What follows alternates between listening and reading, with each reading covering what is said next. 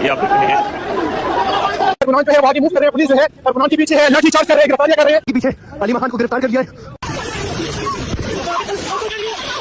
अलीमा खां का साफ जवाब कि कोई धरना नहीं था, ये रियासत की बज़दिली, ताकत के नंगे चेहरे और माशरे की मुर्दा ज़मीरी का लाइव पोस्टमार्टम था। मंगल का दिन अडियाला जेल के बाहर उमरान खां की बहनें मुलाकात के लिए पहुंचे। न तोड़फोड़, न नाराबाजी, न सड़क बलाक, सिर्फ पुरामन बैठक, मगर जवाब में डंडा, गिरफ्तारी, वाटर कैनन, अंधेरा और खौफ उतार दिया गया। 17 साल की खवातीन बच्चों के साथ, सर्द रात, बारिश, 7 घंटे का धरना, एक प्लेट में दाल रोटी, 4 लोग, कोई प्रोटोकॉल नहीं, कोई सहूलत नहीं, सिर्फ एक मुतालबा, अपने भाई से मुलाकात। बार बार वार्निंग दी गई कि उठ जाएं। अलीमा खां का साफ जवाब था, हम नहीं उठेंगे। फिर लाइट्स बंद, पुलिस पोजीशंस, वाटर कैनन चलाए गए, कारकन इंसानी ढाल बन गए ताकि पानी बहनों पर न गिरे, गीले कपड़ों में भी न हटे। रियासत ताकत में नाकाम हुई तो लाठीचार्ज और गिरफ्तारियां शुरू हो गई। पहले कारकन उठाए गए, फिर अलीमा खां और बहनों को पुलिस विन में डाला गया। सवाल ये है, क्या यही रियासत की ताकत है कि नहती औरतों पर चढ़ दौड़ू? क्या यही कानून है? इस सब के दौरान न कोई अदालत जागी, न कोई सोमोटो, न कोई मेन स्ट्रीम एंकर अडियाला पहुंचा, क्योंकि अगर ये धरना मरियम नवाज का होता तो कैमरे कतार में खड़े होते। हुकूमती विज़रा फख्र से कहते हैं, अगर उमरान खान ने सख्त ट्वीट की तो मुलाकात नहीं होगी। सोचें, एक कैदी 2.5 साल से बंद, जिसकी आवाज नहीं सुनी गई, उसके एक ट्वीट से रियासत कामयाब जाती है। ये ताकत नहीं, कमजोरी का एतराफ है। DGI SPR साहब, आपको मुबारक हो। आखिरकार आपकी वो ख्वाहिश पूरी हो गई जिसका आप चंद दिन पहले शिकवा कर रहे थे कि दहशतगर्द तहरीक इंसाफ को क्यों टारगेट नहीं करते। लीजिए, आज बनों में दहशतगर्दों ने आपके उस शिकवे का अमली जवाब दे दिया। हमारे यूथ वंग के सदर नसीब रहमान, उनका बेटा और उनके साथी दिन दिहाड़े शहीद कर दिए गए।